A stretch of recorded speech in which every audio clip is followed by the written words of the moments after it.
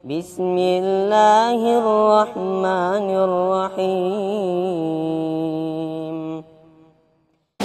Nah, bismillahirrahmanirrahim. Assalamualaikum warahmatullahi wabarakatuh.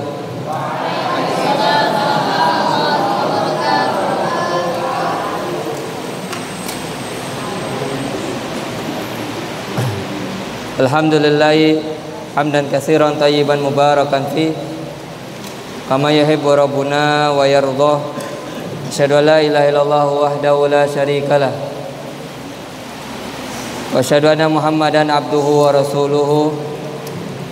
Allahumma shalli wa sallim ala nabiyyina karim wa ala alihi wa sahbihi wa man tabi'ahum bi ihsanin ila yaumiddin. Hai talaba rahimani wa rahimakumullah. Diingatkan kembali lagi tentang adab dalam antum bermajelis ilmu. Kalau sudah duduk, tidak perlu ribut nak. Yang antum perlu siapkan apa? Buku tulis serta alat tulisnya. Tidak usah ribut, karena ini masjid, bukan pasar. Antum juga sudah belajar tentang adab berkaitan dengan masjid di hari Selasa sebagai pengganti dari talibnya Ustadz Lukman. Perhatikan itu adab-adabnya antum. Antum penuntut ilmu agama. Percuma hafalannya antum banyak, hafalan hadis antum banyak, tapi kalau tidak ada adab, maka tidak bermanfaat ilmu yang antum miliki. Bisa dipahami dan diamalkan ini. Perhatikan adab antum sekali lagi ya thalabah. Tidak akan bermanfaat ilmu yang antum miliki, hafalan Al-Quran dan hadis, kalau antum tidak memiliki adab.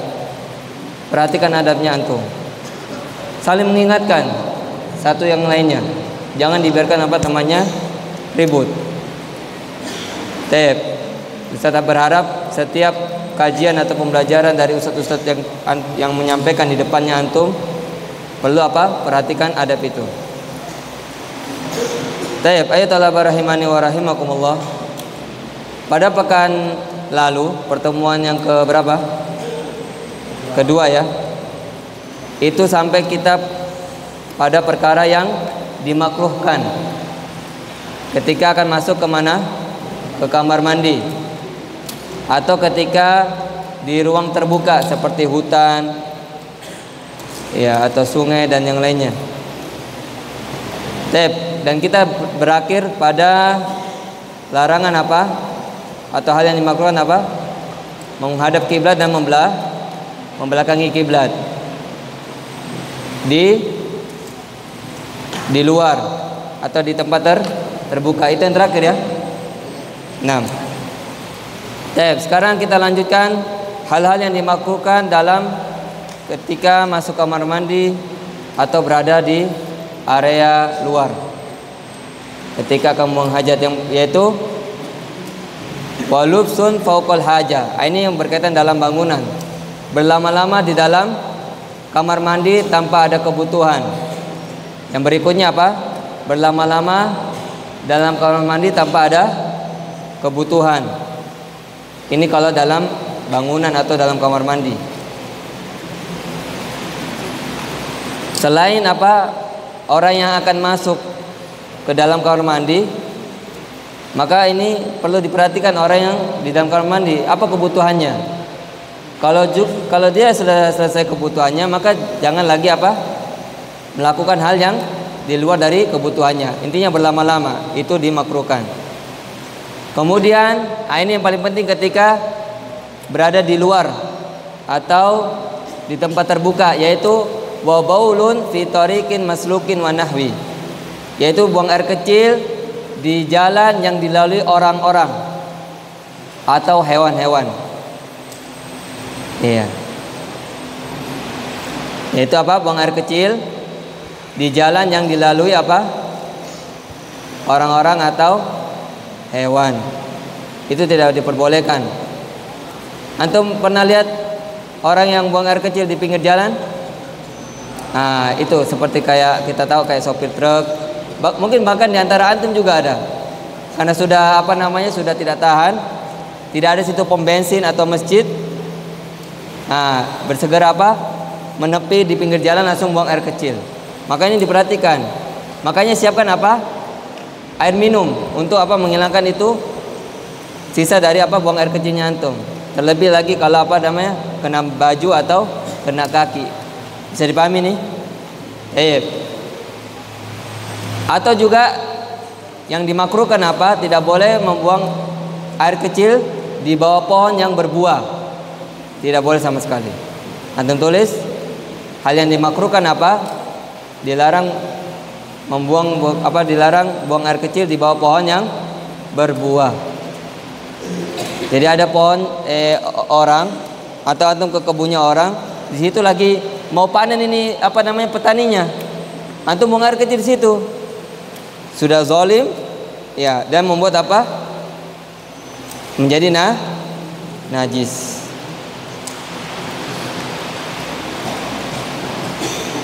Bisa dipahami itu ya tolaba? Nah, sekarang kita masuk yang berikutnya. Wa sunnah istijmaru, dan sunnah-sunnah yang di istijmar. Sunnah-sunnah istijmar. Apa itu istijmar? Bersuci dengan selain air. Bersuci selain air. Seperti apa? Bebatuan, apalagi?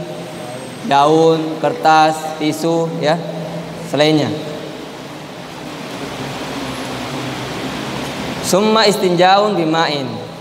Kemudian dia beristinja. Apa itu istinja? Bersuci dengan air. Jadi yang pertama dia apa? Bersuci dengan selain air, kemudian dengan air. Wa yajuzul iktisaru ala ahadihima lakinnal ma'u afdalun hayna idzin. Boleh dia apa? Memilih salah satunya. Baik dia beristijmar atau beristinja. Tapi kata penulis di sini, kata Syekh Muhammad bin Badruddin, adalah apa? Yang lebih utama dengan air ketika itu. Kalau ada air. Nah, ini yang bersandar ini. Yang bersandar tidak merasa kalau dia bersandar. Yang bersandar tidak merasa dia bersandar. Menghadap ke sini. Kenapa menghadap ke sana? Sini, menghadap sini. Ustaz tadi di sini, bukan di sana. Baik. Jangan bersandar. Jadi boleh memilih salah satunya, akan tapi air yang lebih utama. Kemudian beliau memperingati wala yasihu, maka tidak sah istijmarun. Istijmarnya apa tadi? Istijmar bersuci dengan selain air, kecuali menggunakan yang suci dan mubah. Mubah maksudnya apa, Ustaz? Bukan dari barang curian atau barang rampasan, yang halal ya. Yabis, yang kering. Mungkin, yang bisa membersihkan. Ustaz ulangi lagi. Maka tidak sah istijmarnya seseorang kecuali menggunakan apa? Benda yang suci, bersih ya, tidak ada najisnya. Kemudian yang kedua, halal, bukan bentuk curian atau bukan bentuk rampasan. Ditulis ini, jangan hanya mendengar. Kemudian yang dia kering, tidak basah. Kering, dia tidak basah dan bisa membersihkan. Bisa dipahami?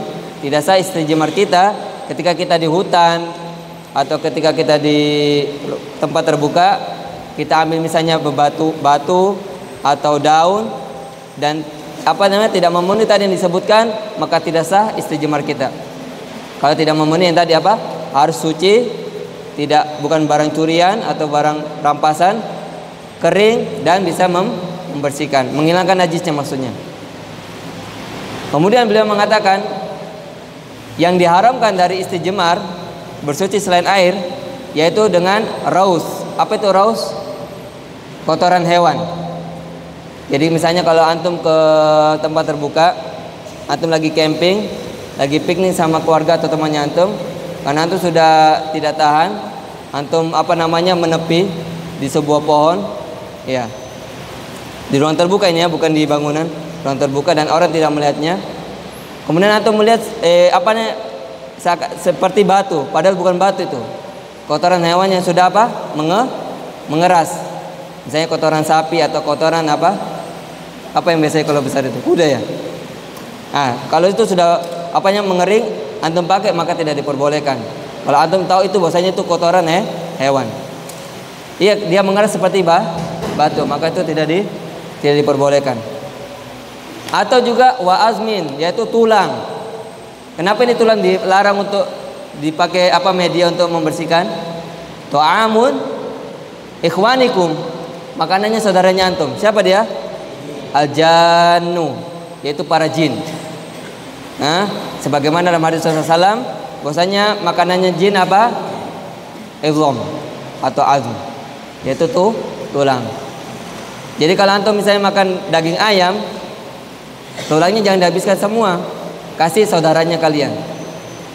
Saudara itu, kata Rasulullah SAW, ta'amun ikhwanikum, makanan saudara kalian, yaitu dari bangsa jin. Dan juga termasuk yang dilarang untuk membersihkan najis to'am, yaitu makanan. Misalnya ada roti, nggak boleh, itu dihormati ya, makanan itu dihargai. Jadi kalau ada makanan, nggak boleh dibuat sebagai media untuk membersihkan najis, karena sudah tidak ada lagi air, tidak ada lagi selain itu, kecuali ada makanan tidak boleh. Berusaha untuk jangan memakai makanan, karena itu merupakan bentuk menghinakan. Di sini dilarang, haram. Dan berikutnya dihurma, yaitu yang memiliki kemuliaan seperti buku agama atau buku hadis, lembaran-lembaran itu tidak boleh. Ya, di sini beliau mengatakan yang memiliki kemuliaan, yaitu seperti buku atau lembaran-lembaran yang berisikan tentang ada tulisan Al-Quran atau hadis. Saya dipahami atau apa? Nah, dan juga yang dilarang atau diharamkan untuk membersihkan najis, yaitu muttasilin bi haiwan, atau bersambung dengan hewan. Apa maksudnya Ustaz? Seperti kayak tanduknya, apalagi ekornya, kakinya tidak boleh. Baik itu dalam keadaan hidup itu hewan atau dalam keadaan meninggal. Tidak boleh memakai dari hewan, dari apapun untuk membersihkan najis kita, baik yang sudah mati maupun yang hidup. Maka diperhatikan itu. Jadi tadi syaratnya istijmar harus suci, mubah dalam artian itu bukan dari barang curian atau barang rampasan. Kemudian kering, tidak basah, kemudian bisa membersihkan. Kemudian disyaratkan untuk membersihkan najis, yaitu dengan menggunakan istijmar, yaitu tidak boleh najis itu keluar dari atau lewat dari tempat keluarnya najis itu. Kalau kita ketika buang air kecil, kemudian kita ingin membersihkan dengan selain air, maka tidak boleh membersihkan lewat dari tempat keluarnya. Paham? Harus di tempat keluarnya, baik yang depan maupun yang di belakang. Bisa dipahami ini atau apa? Nah, jadi ketika kita menggunakan media selain air, dari batu, kertas, tidak boleh membersihkan najis yang keluar dari atau lewat dari jalan keluarnya. Bisa dipahami nih? Misalnya begini, ketika kita buang air kecil, tiba-tiba mengenai paha kita atau betis kita. Yang kena paha atau betis itu tidak dibersihkan. Yang bersihkan di mana? Tempat keluarnya. Sama ketika buang air besar. Makanya perhatikan baik-baik. Cukup di tempat keluarnya saja, baik yang depan maupun yang di belakang. Paham tuh? Sudah paham? Baik. Kemudian kata beliau, untuk berapa jumlah istijmar? Berapa kali harus istijmar? Yaitu kata beliau, salasu masahatin munkiyatan fa aksaru. Yaitu batas minimal berapa? Tiga kali. Batas minimal. Yaitu dalam bentuk hitungan ganjil, 1 kali atau 3 kali. Dan mazhab Syafi'i seperti itu. Kalau 1 kali belum dirasa bersih, hilang najisnya, maka kasih 3 kali. Kalau 3 kali belum hilang, ya 5 kali sampai betul-betul hilang najisnya. Berapa kali batas minimalnya? 3. Bisa juga lebih dari 3. Fa'aksaru, bisa lebih dari 3, kata beliau. Fahim tuh ya apa? 6. Sekarang kita masuk berkaitan dengan siwak. Siwak yang kita bahas tentang di hari Selasa. Salah satu apa? Ada berkaitan dengan masjid. Untuk apa? Bertasawuf, yaitu menyikat gigi. Baik. Sekali lagi jangan ada yang bersandar. Jangan ada yang bersandar. Nah. Usahakan tidak bersandar. Kata beliau rahimallah, faslun, pembahasan tentang siwak. Yusannu siwaku bil udi kulla waqtin. Disunnahkan bersiwak, perhatikan apa alat dari siwak, yaitu al-ud. Al-ud. Al-ud itu apa artinya? Akar kayu. Jadi ada sana kalau di Arab Saudi itu memang ada pohon khusus yang akar kayunya diambil, diproduksi sama perusahaan untuk dibuat apa? Menjadi siwak. Ada keluarganya antum yang habis dari umrah atau haji bawa itu? Pasti ada. Nah itu kalau apa namanya keluarganya antum bawa itu untuk apa? Membersihkan gigi atau membersihkan mulut. Jadi kalau mulut atau gigi kita terkena itu siwak, itu apa namanya? Bau mulut itu hilang. Ya itu masya Allah, itu apa namanya? Mujizat atau apa namanya? Nikmat yang Allah berikan kepada hamba-hambanya. Jadi salah satu tumbuhan yang bisa menghilangkan bau mulut dan bau gigi.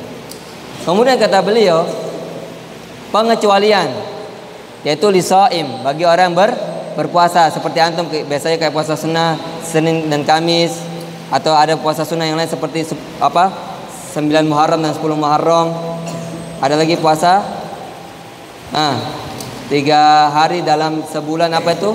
Puasa Ayyamul Bid ya. Kemudian ada juga puasa Daud, sehari berpuasa sehari tidak ya. Maka ini dikecualikan untuk orang yang berpuasa ba'da zawal fayukroh. Jadi dimakruhkan untuk orang yang berpuasa menggunakan siwak ketika apa? Dia lagi berpuasa. Jadi ketika sudah matahari apa? Terbit. Ya, terbit.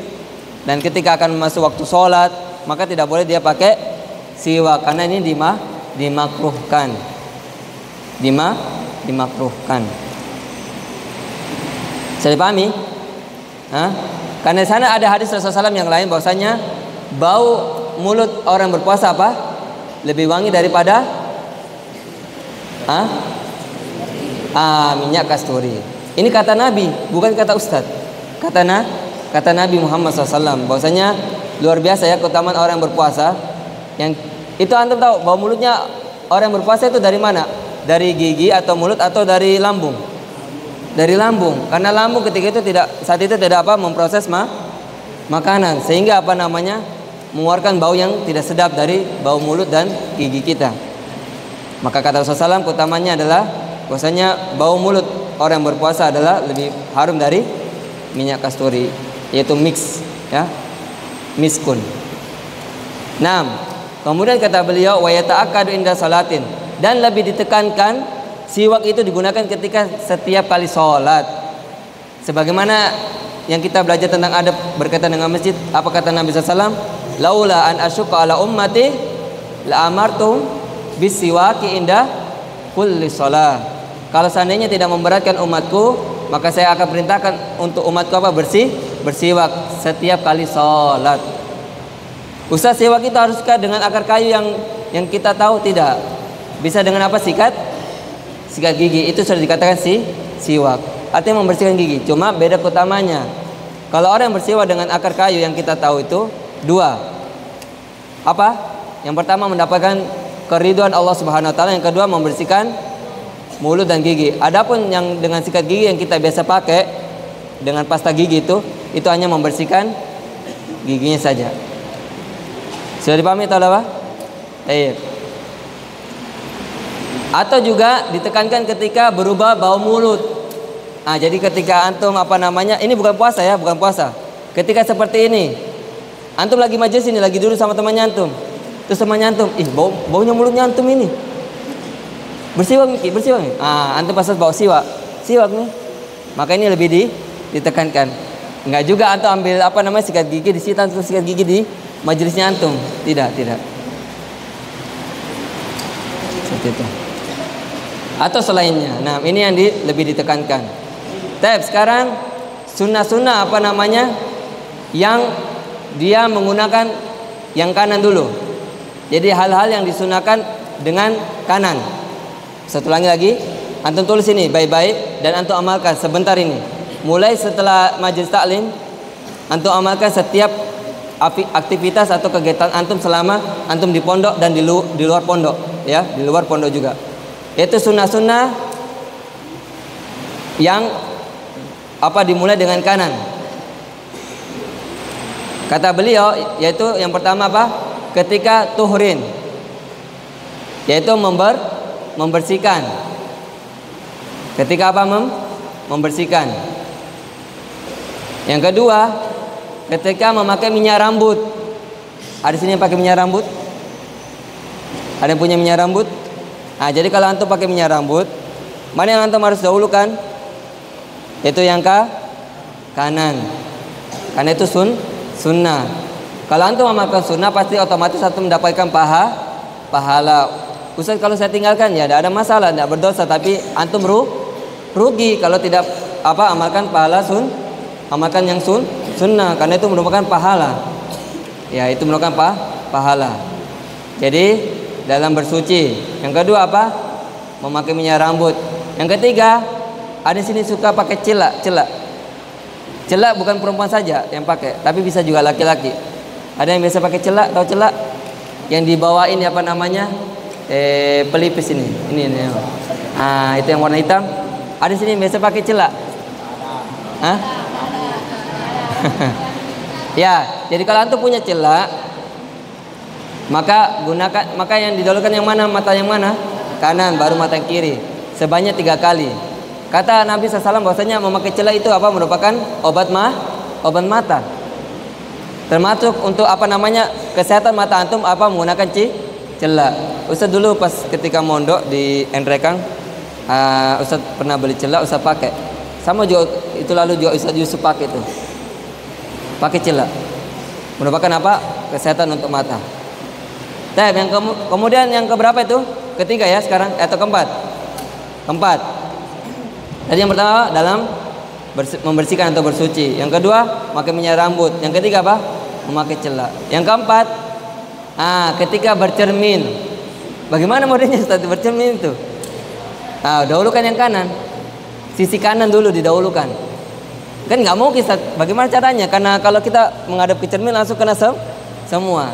Intinya kata beliau ketika menghadap cermin, ini disunahkan. Kalau antum bisa lakukan, kalau tidak ya tidak ada masalah. Ini disunahkan. Itu yang keempat. Yang kelima, kalau ada yang punya parfum, yaitu yang kelima menggunakan parfum. Ada sini yang punya parfum sampai sekarang? Gunakan yang kanan dulu. Kanan. Baju kanan, kemudian sebelah kanan, sebelah kiri. Ya, sama juga belakang, sebelah kanan baru kiri, karena itu merupakan salah satu bentuk sunnahnya yang menggunakan kanan. Kemudian yang berikutnya, nah ini istihdadun. Apa itu istihdad ya Ustaz? Membersihkan rambut kemaluannya antum.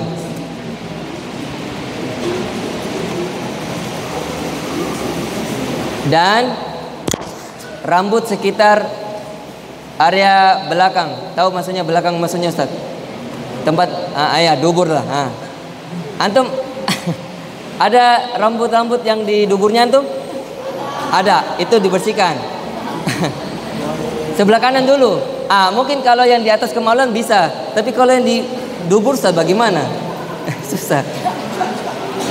Ingat itu disunahkan ya, disunahkan. Ya tolaba. Jadi di atas kemaluannya antum ada rambut itu dibersihkan. Sebelah mana? Kanan. Taib. Kemudian yang berikutnya itu sudah ke berapa? 7 ya? Keberapa nak? 6 atau 7? 6. Sekarang yang ke-7. Yang bagi punya kumis. Kata beliau yang ke-7 adalah menipiskan kumis. Ada yang punya kumis sekarang Ustaz? Kayak Syafiq? Itu Syafiq ada kayaknya Syafiq. Siapa lagi? Umar. Firman. Itu juga. Firman ada Firman? Ya. Jadi belum. Jadi kalau antum merasa punya kumis, yang mana dibersihkan? Sebelah mana? Kanan. Ini kemudian kiri. Itu salah satu bentuk sunnahnya, menipiskan kumis. Yang ke-8, taklimu zufurin. Apa itu taklim? Menggunting kuku. Ustaz, bagaimana bentuk menggunting kuku? Yang Ustaz tahu, memang awalnya kanan. Yang mana jari-jarinya? Jari jemari, apakah jempol dulu atau jari telunjuk? Yaitu yang dilakukan jari telunjuk. Jari telunjuk, kemudian jari apa? Jari tengah, jari manis, kelingking, baru jari ibu jari. Kemudian kiri ke ibu jari, telunjuk, jari tengah, jari manis, dan jari kelingking. Sama juga kaki, kanan baru kiri. Taib, Ustaz, apakah boleh dengan ibu jari? Tidak ada masalah kalau antum mulai dari ibu jari. Taib, itu yang keberapa? 8. Yang ke-9, ini semua yang disunahkan dengan kanan-kanan. Yang keberapa, nak? 8 atau 9? 9. Ayo ikut sama Ustaz biar antum tidak ada yang tidur. Yaitu natfu ibtin, mencabut apa? Rambut yang ada di ketiaknya antum. Yang mana dulu didahulukan? Kanan. Ada yang merasa belum ada yang masih bersih hutannya? Ada yang masih bersih hutannya? Hutan tangan. Itu yang belum balik, itu masih bersih. Tapi kalau yang balik setelah itu kayak angkatan 6 itu semua rata-rata ada semua itu. Angkatan 7 juga sudah ada. Angkatan 8 mungkin setengahnya, setengah tidak. Sebagian ada, sebagian tidak. Baik. Kemudian yang ke-10, ini penting. Ini yang paling Ustadz ingatkan untuk antum anak santri, yaitu kuriha qaz'un, dimakruhkan qaza. Apa itu qaza? Mencukur rambut sebagian dan sebagian lain tidak dicukur. Mencukur sebagian, yang sebagian ditinggalkan. Ustadz, kan katanya sunnah ya. Ya sudah, saya cukur yang kanan dulu. Terus kiri kenapa nggak dicukur? Ustadz, mati lampu. Alasannya. Nah, boleh ya. Itu dimakruhkan kata beliau. Ada sini yang qaza. Ini harus di sidak ini lagi kalau ada yang rambutnya qaza. Antum lihat di sini ada ustaz-ustaznya antum yang qaza. Tegur itu kalau ada ustaznya antum qaza. Tapi dengan adab ya. Nah, tidak boleh qaza, nak. Baik, kemudian yang ke-11. Ya, 11 ya. Wa natfu syaibin, yaitu mencabut, ini antum masih muda semua, yaitu mencabut uban. Jadi kalau orang tuanya antum, besok datang orang tuanya antum, bapak-bapaknya antum, abi-abinya antum, ayahnya antum, misalnya ya Al-Farizi, ya siapa lagi, Israf. Ini cabut dulu ubannya bapak nih. Oh pak, nggak boleh cabut uban itu, karena itu akan menjadi cahaya di mana? Cahaya akan ketika melewati siratul mustaqim, jembatan sirat, dia akan menjadi apa? Cahaya, keutamaan orang yang beruban. Bersabar dengan rasa gatalnya. Tapi tapi abi sudah tidak tahan ini. Coba tolong. Cabut di sebelah mana? Kanan. Itu kamu berapa? 11. Yang ke-12, ini bagi yang memiliki anak. Atau misalnya antum punya adik yang masih baru lahir, yaitu perempuan, bukan yang laki-laki. Wasaqbu udhuni sabiyin, yaitu melubangi telinga anak bayi, yaitu sebelah kanan baru kiri. Ini untuk apa? Perempuan, bukan untuk laki-laki. Ingat, untuk perempuan, yaitu menindik atau membuat lubang untuk anting-antingnya, yaitu telinga kanan baru telinga kiri. Wadih talabah. Taib. Kemudian kata beliau, ini Ustaz rasa tidak ada kaitannya dengan yang kanan-kanan. Antum tulis ya, tetap antum tulis. Ini tidak ada kaitannya dengan yang kanan-kanan. Yaitu apa kata beliau? Wayajibu khitanu zakarin wa unsa. Diwajibkan khitan atau sunat bagi laki-laki dan perempuan. Ustaz, perempuan di khitan? Iya, ada. Itu masih ada tuh. Antum kira perempuan tidak di khitan? Ustaz, kan ketika lahir itu kakak saya, adik saya itu sudah sudah tidak ada itu, Ustaz. Tetap ada bagian yang harus dihilangkan, ya. Jadi kata beliau wajib bagi apa laki-laki dan perempuan itu khitan atau sunat. Tulis ini nak, ditulis. Jangan hanya didengarkan saja. Nah, kata beliau, kapan kita dilakukan apa? Kapan kita dilakukan? Ketika usia balik. Usia balik itu usia berapa kira-kira? Kata para ulama fuqaha itu bahwasanya sudah bisa usia 15 tahun. 15 tahun itu usia berapa? 2 SMP ya? Atau 3 SMP? Ustaz, terlalu besar sekali itu, Ustaz. Terlalu besar sekali. Enggak. Katanya beliau bilang kan ada juga keadaan-keadaan di mana tidak sempat sunat kan? Iya. Antum ada yang sunat di sini mulai kelas 6 SD? Oh, iya saya sunat mulai kelas 6 SD karena ada sunat masal ketika itu. Ada sunat di sini mulai kelas 6 SD? Ustaz dulu sunat ketika kelas 4. Iya. Iya, seperti itu. Nah, disertai dengan apa? Aman dan tidak ada berbahaya. Nah, kata beliau, itu kan diwajibkan. Disunahkan sebelum usia balik. Berarti sebelum usia balik tadi berapa? Bisa 8 tahun, 9 tahun ya, 10 tahun. Intinya sebelum balik itu disunahkan. Kan banyak kita dapatkan mungkin diri kita atau keluarga kita yang dari kalangan laki-laki ya. Itu mereka sunat ketika sebelum balik. Di usia-usia SD, kelas 5 SD. Kalau usia kelas 1 SMP sudah lambat sekali. Mungkin bukan pakai gunting atau laser, Ustaz. Pakai kapak.